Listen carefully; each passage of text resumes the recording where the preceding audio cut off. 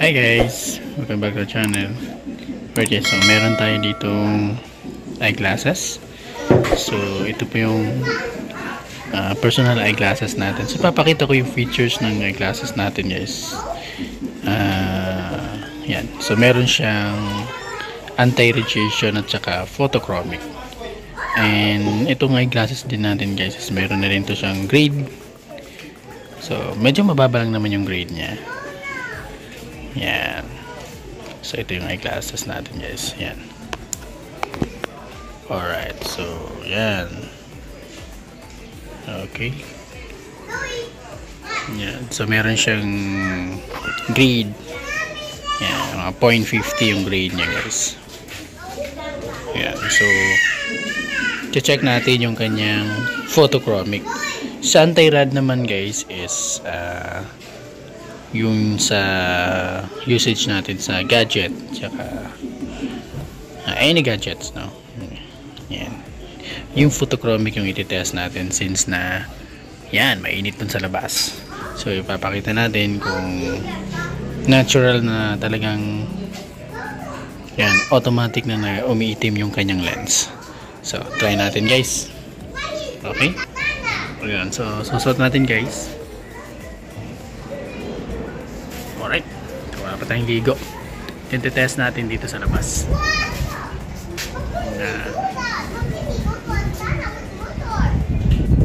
Ayan, so mainit sa labas.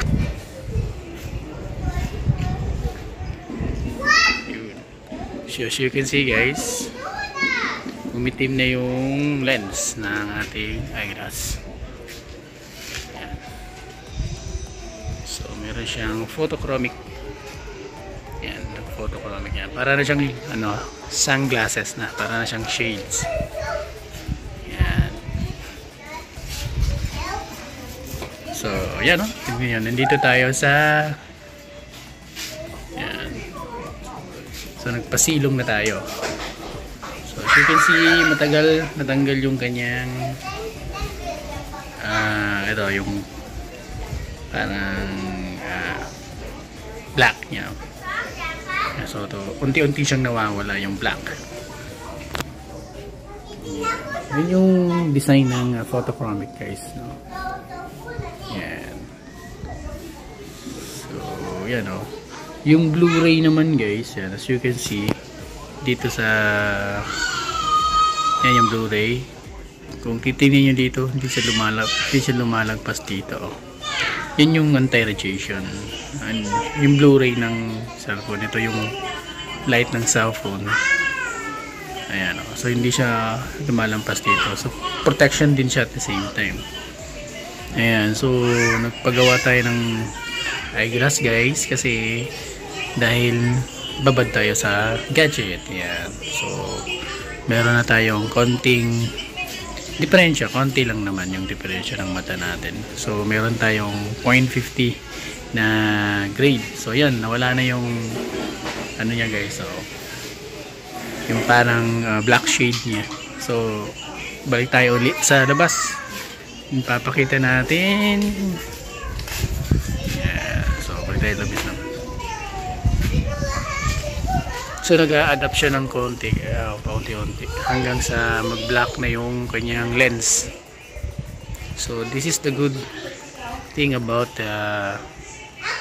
photochromic na eyeglasses. So hindi mo na kailangan bumili pa ng sunglasses, no?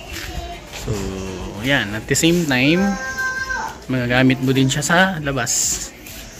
Ayan, so para na siyang sunglasses at the same time. So eyeglasses mo siya and at the same time is yan, meron siyang protection din sa araw. Hindi lang sa gadget, no, at the same time sa araw, lalo na yung pag yung madalas magmotor, yan, o madalas mabilad sa araw. Yan. So ganito yung magandang setup ng eyeglasses na meron siyang photochromic and at the same time meron din siyang anti-radiation. Alright, so keep watching.